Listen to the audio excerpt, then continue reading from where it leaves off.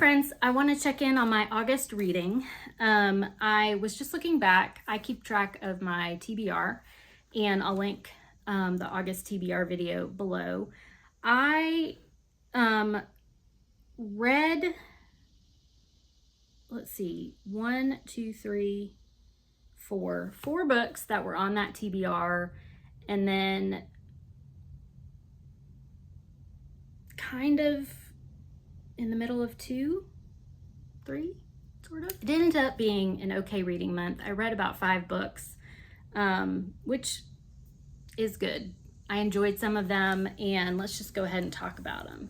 I will link below the vlog that I read a couple of these in. The first one I read was a buddy read with my friend Maria, and this was When Justice Sleeps by Stacey Abrams.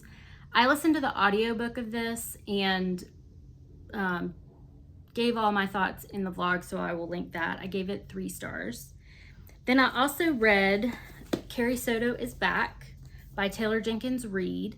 And again, in that vlog, I go into depth about reading this, and I really enjoyed it. It was 4 stars for me.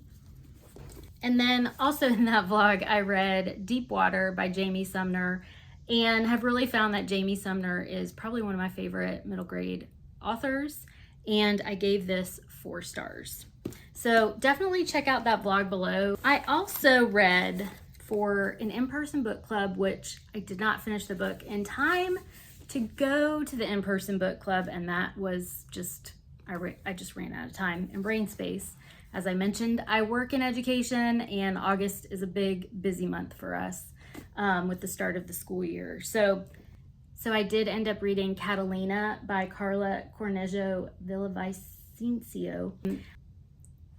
This is about Catalina, who goes to Harvard, and she kind of has a traumatic start in life in Ecuador.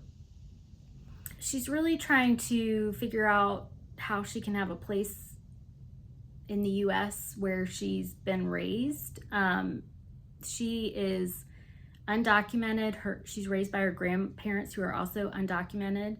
And that is kind of an overarching barrier to a lot of things in life. And we follow her through relationships, through schooling, through issues with immigration, and it's really heart-wrenching at places. Had me close to tears talking about her grandfather, and I just think it's a very timely read, and I tabbed it up a lot because there was a lot of good things that was brought up, and just perspective. This gives a perspective on immigration issues in the US. I highly recommend for everyone to read it. It does get slow in places, and I think that's probably what took me a little bit longer to get through it. But I did give this 4 stars, so highly recommend. I also read for my book club. This is my virtual booktube book club through Krista's Patreon at Krista's at Books and Jams. We read Everyone in My Family Has Killed Someone by Benjamin Stevenson, and I know this book was hyped when it came out. I just don't know, I wasn't drawn to it. I've just got lots of other things that I can read. So I did get it on audio, and I thought, okay, I'll give it a try. It was really good. It was the whole novel is basically that breaking the fourth wall, where the narrator is talking to the reader, telling the reader a story, and that was okay. I don't always love that approach to writing, and this was it.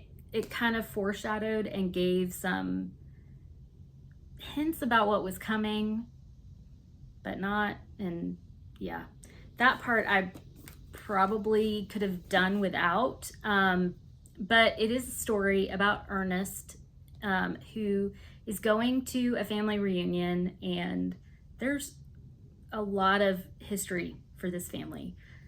Trauma, tragedy, broken relationships, misunderstandings, all the things, some jail time that happen with a family. And when they go to this family reunion, bodies start showing up. Yeah. I hadn't really decided on a rating for it. As I'm talking about it, it's really feeling like a 3-star for me. I did enjoy the reading experience. I read it or listened to it quickly, mainly because of when book club was. I needed to get it done before book club. And yeah, I mean, it was what I expected, I guess. It is a series, and I don't know that I'm going to continue with the series. But I do think if you like that fast-paced, whodunit, what's going on, family drama with some comedy in it,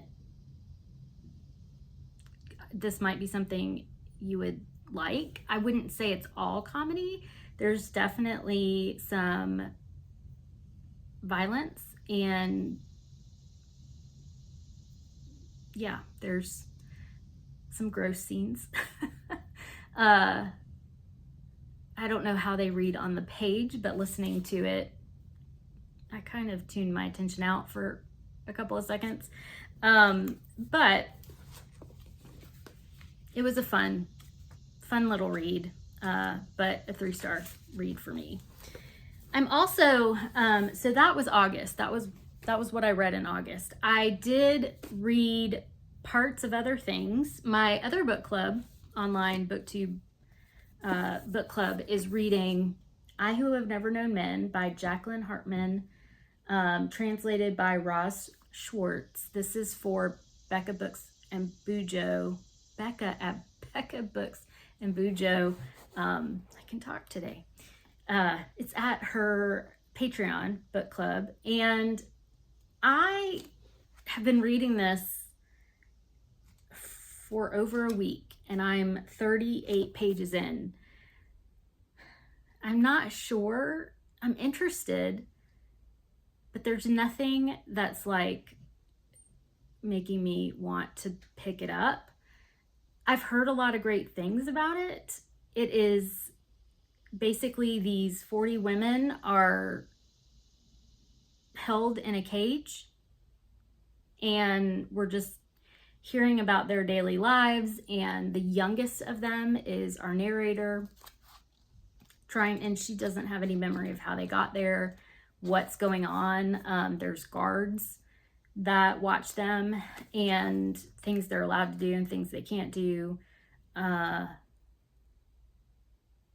But so far, not much has happened. And yeah, take a week to get 38 pages. I did find the audio on Hoopla, so I may try it that way and see if it's more interesting to me. We'll see. It is being carried over into September, so it would count for shorty September because it's under 200 page book, which makes me think, why can't I get through it, right? I'm also doing a buddy read of Crime and Punishment with my friend Andy. So I'll have a full review of that, hopefully mid-month. And I'm also still working on this brick of a book, Far From the Tree by Andrew Solomon, which is a nonfiction, Parents, Children, and the Search for Identity. I have this on audio.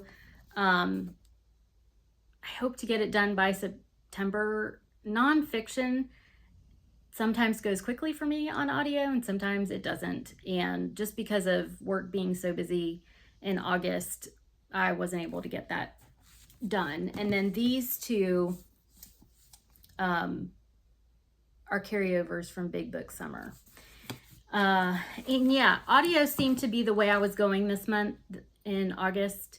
I listened to a number of the books on audio. I think I listened to When Justice Sleeps, I definitely listened to on audio. Carrie Soto I actually found on Spotify. And then I did listen to Everyone in This Family Has Killed Someone on audio as well. So yeah, it was definitely an audio heavy book for me. I think that had a lot to do with the fact that with my work, I spend a lot of time on the computer and my eyes just need a rest at the end of the day. And yeah, having time to just sit down and listen to an audiobook was the way to go for me. Let me know in the comments below how your August reading went. What was your favorite book of the month? And please don't forget to like and subscribe, and I will see you very soon. Bye.